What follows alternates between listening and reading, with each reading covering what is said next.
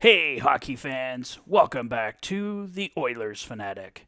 Today, we continue the Pacific Division comparison series, taking a look at the Oilers' 7 Pacific Division rivals and seeing how the goaltending, top 4 defensemen, and top 6 forwards on each team compare to the Oilers. Once I have gone through all 7 teams, I'll give my verdict on how the standings will look and where I think the Oilers will finish at the end of the regular season.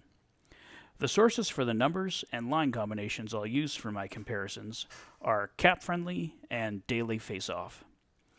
In our first 2 installments, we covered the Vancouver Canucks and Los Angeles Kings. We continue our series with a look at the Anaheim Ducks. Last season, the Ducks failed to qualify for the playoffs.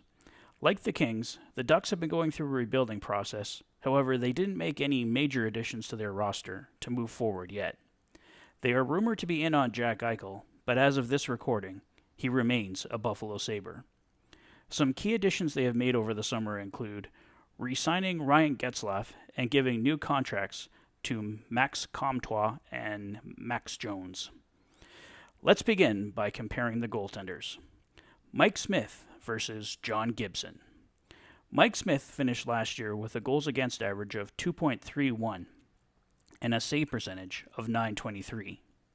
John Gibson finished last year with a goals against average of 2.98 and a save percentage of .903. Smith was the stronger goaltender last season, and for the past 3 seasons, their numbers have been very close. Gibson is younger and has been strong in the past, and if I was picking one to be my future number 1 goaltender, you obviously go with Gibson.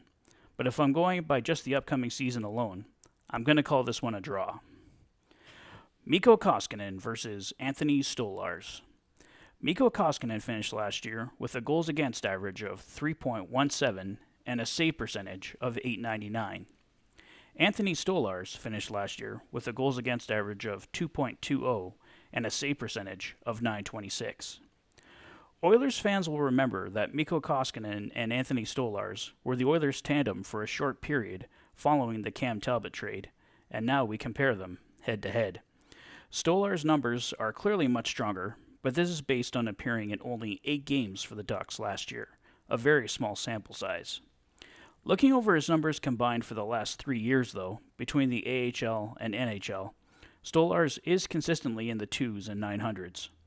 This is a tough one, but based on his consistency and the decision being based on the upcoming year alone, I have to give the win to Stollars. Overall, I give the edge to the Anaheim Ducks. Let's move on to the defense.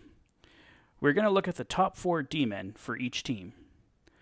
Darnell Nurse versus Hampus Lindholm. Lindholm is coming off a shortened season due to a wrist injury, and Darnell Nurse is coming off the best season of his career that helped him to earn a massive contract. I give the edge to Nurse. Tyson Barrie versus Josh Manson. Manson has battled injuries, while Barrie had an offensive resurgence. Head-to-head, right now, I give the edge to Barrie. Duncan Keith versus Cam Fowler. Keith has been on the decline, and Fowler has remained steady in his growth and only had a -4 last year on a bad Ducks team. I give the edge to Fowler. Cody Cece versus Jamie Drysdale. Drysdale is still young with something to prove, while Cece had a great comeback season and will be looking to do it again. I give the edge to Cece. By a score of 3-1, I give the overall edge to the Oilers. I'll now compare the projected top 6 forwards for each team. I'm placing Zack Kassian in the top 6 based on him being signed, his current salary, and speculation he will be given an opportunity there. It can very easily end up being Kyler Yamamoto or another right winger in that slot. Zach Hyman versus Max Contoir. Comtois is a young star on the rise and enjoyed a solid season last year with 16 goals and 17 assists in a shortened season. Hyman has the experience, though, and will be playing on a line with Connor McDavid. For those reasons, I give the edge to Hyman. Ryan Nugent-Hopkins versus Adam Henrique. Nuge had the stronger numbers last season, and Henrique has found himself on the waiver wire and in trade rumors. It's not a landslide, but I give the edge to Nuge. Connor McDavid versus Trevor Ziegras. Ziegras is another fantastic young prospect for the Ducks, and big things are expected of him. He's not expected to be better than Connor McDavid, though. The edge goes to Conor. Leon Drysdale versus Ryan Getzlaf. The Oilers tried and failed to bring Getzlaf to Edmonton, and now he will face them once again. Getzlaf is a great center, but at this point in his career, Drysdale has the edge. Jesse Puljujarvi versus Troy Terry. They finished only 5 points apart last season, and both are young, looking to grow. I'll have to see another season to better judge this one. For now, I'm calling it a draw. Zach Kassian versus Rickard Rakell. Kassian will have to face very weak competition to ever take the victory in these matchups. Rakell is superior, no question that he takes the edge. By a score of 4-1, I give the Oilers the edge at forward. Final tally, I give goaltending to Anaheim, defense and forwards go to Edmonton. The Edmonton Oilers take the edge in this matchup. In our next installment, we will feature the San Jose Sharks.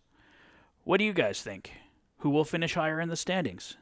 Sound off in the comments below. Enjoying the videos? Please like and subscribe for all the latest Oilers content. You've been listening to The Fanatic.